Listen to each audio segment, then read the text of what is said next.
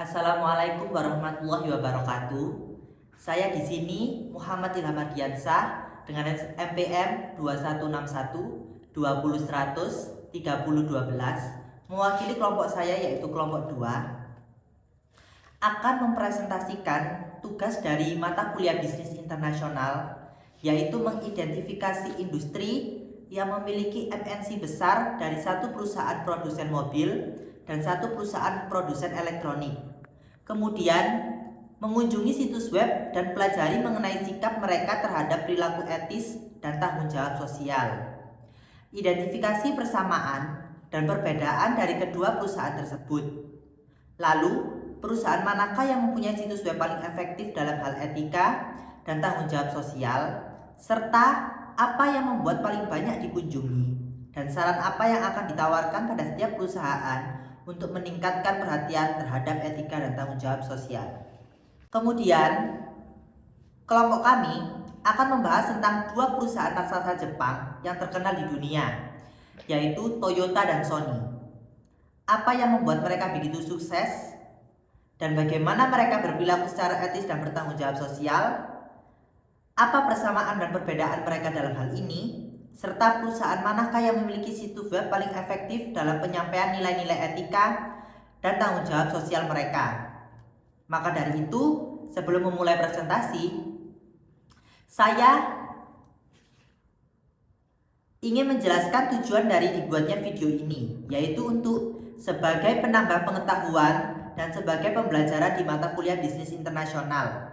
Berdasarkan informasi yang kami cari di situs web resmi perusahaan dan bukan merupakan representasi atau endorsement dari perusahaan tersebut. Dan juga kami minta maaf jika ada kesalahan atau kekurangan dalam video. Seperti yang kita tahu, negara Jepang adalah salah satu negara termaju di dunia. Dibuktikan dengan sumber daya manusia yang sangat baik, ekonomi, dan dari segi mobil ataupun elektronik. Salah satunya adalah perusahaan yang bergerak di bidang mobil, yaitu Toyota. Toyota adalah salah satu produsen mobil terbesar di dunia. Dibuktikan dengan lebih dari 10 juta unit mobil terjual setiap tahunnya. Toyota juga dikenal dengan produk dan layanan yang inovatif, aman, dan tanggung jawab sosial, dan berkualitas tinggi, yang memenuhi berbagai kebutuhan pelanggan di seluruh dunia. Toyota juga memiliki kode etik yang berisi prinsip-prinsip dasar yang harus diikuti oleh semua karyawan dan manajemen mereka. Contohnya seperti keadilan, kejujuran, integritas, rasa hormat, dan tanggung jawab sosial yang tinggi. Toyota juga berkomitmen untuk menghormati hak asasi manusia, mendukung keragaman dan inklusi, memberikan kondisi kerja yang adil dan aman, dan tidak mentoleransi segala bentuk kerja paksa atau anak. Toyota juga berfokus pada beberapa bidang utama dalam kegiatan filantropinya atau asosiasi kemanusiaan dan CSR-nya, seperti pendidikan, seni dan budaya, keterlibatan masyarakat, lingkungan dan keberlanjutan, serta bantuan alam. Sedangkan perusahaan yang bergerak di bidang elektronik, yaitu Sony. Sony adalah salah satu perusahaan elektronik dan hiburan terkemuka di dunia. Dibuktikan dengan lebih dari 100 miliar dolar pendapatan setiap tahunnya.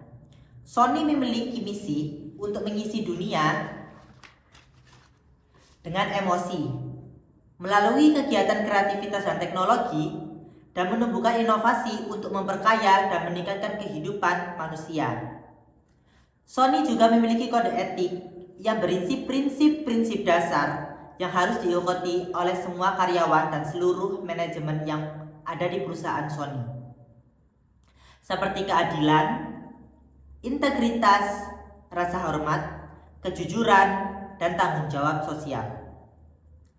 Di lain sisi, Sony berkomitmen untuk menghormati hak asasi manusia, mendukung keragaman dan inklusi, memberikan kondisi kerja yang adil dan aman, dan tidak mentoleransi segala bentuk kerja paksa maupun kerja anak.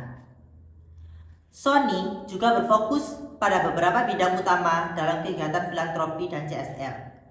Sama seperti perusahaan Toyota, yaitu pendidikan, seni dan budaya, keterlibatan masyarakat, keberlanjutan dan lingkungan, serta bantuan bersama atau bantuan bencana alam.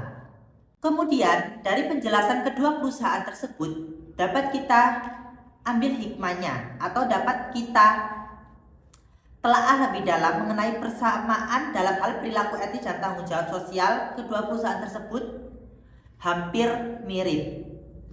Kedua perusahaan memiliki misi untuk menciptakan nilai bagi para pemangku kepentingan mereka melalui inovasi, kreativitas, dan teknologi.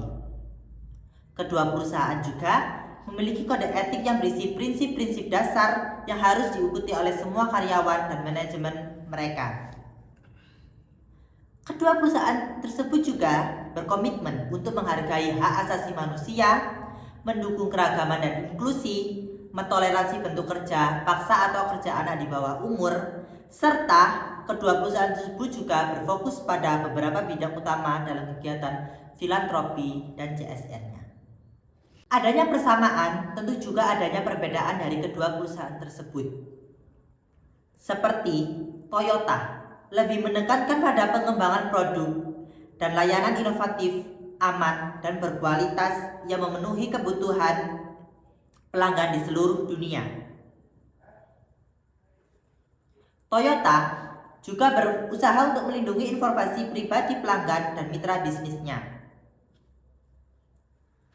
Sedangkan Sony lebih menekankan pada semangat filantropi serta berambisi untuk menciptakan suatu produk yang dapat mempermudah kehidupan keseharian melalui kekuatan kreativitas dan teknologi dengan menumbuhkan inovasi untuk mempermudah dan meningkatkan kehidupan manusia. Lalu jika ditanya, perusahaan manakah yang memiliki situs web paling efektif dalam hal etika dan tanggung jawab sosial? Menurut kelompok kami, Sony memiliki situs web paling efektif dalam hal etika dan tanggung jawab sosial.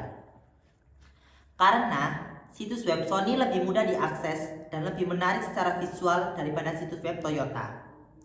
Situs web Sony memiliki desain yang sederhana, bersih, dan modern dengan gambar-gambar yang menarik. Situs web Sony menyediakan laporan-laporan terperinci tentang kinerja sosial, lingkungan, ekonomi, dan tata kelola perusahaan.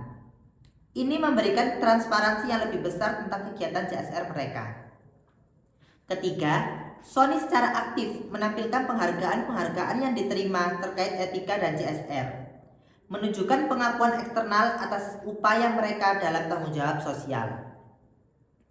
Dan terakhir, situs web Sony berisi banyak cerita inspiratif tentang dampak positif dari produk, teknologi, dan program CSR Sony di seluruh dunia yang dapat menginspirasi pengunjung ketika melihat website mereka. Sedangkan untuk situs web Toyota, kelompok kami memberikan catatan. Pertama, situs web Toyota memiliki desain yang lebih klasik dan padat dengan lebih banyak teks yang mungkin. Kedua, situs web Toyota juga menampilkan program CSR. Akan tetapi, informasi ini tersedia dalam bentuk file yang harus diunduh terlebih dahulu, yang bisa membuatnya kurang mudah diakses. Dan terakhir, fokus situs web Toyota lebih pada tujuan bisnis daripada dampak sosial, yang bisa mencerminkan pendekatan yang lebih bisnis terpusat. Dan saran dari kelompok kami untuk kedua perusahaan ini, untuk Toyota, kami sarankan agar mereka meningkatkan tampilan situs web mereka agar lebih menarik bagi pengunjung. Kemudian, mereka juga harus menyediakan informasi yang lebih lengkap dan terperinci tentang kinerja CSR mereka, termasuk data, indikator, dan target yang dapat diukur. Perusahaan Toyota juga harus menampilkan lebih banyak cerita tentang bagaimana produk dan layanan Toyota memberikan manfaat bagi masyarakat dan lingkungan.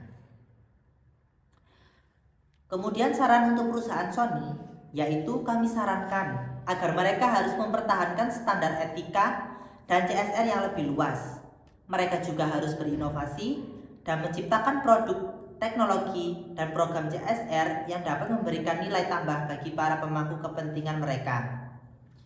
Mereka juga harus terus menyambung komunikasi dengan para pemangku kepentingan untuk memberikan perspektif yang positif dari konsumen dan pendapat umpan balik serta saran yang dapat meningkatkan kualitas CSR mereka. Kemudian saran untuk perusahaan Sony, yaitu kami sarankan agar mereka harus mempertahankan standar etika dan CSR yang lebih luas. Mereka juga harus berinovasi dan menciptakan produk, teknologi, dan program CSR yang dapat memberikan nilai tambah bagi para pemangku kepentingan mereka. Mereka juga harus terus menyambung komunikasi dengan para pemangku kepentingan untuk memberikan perspektif yang positif dari konsumen dan pendapat umpan balik serta saran yang dapat meningkatkan kualitas CSR mereka.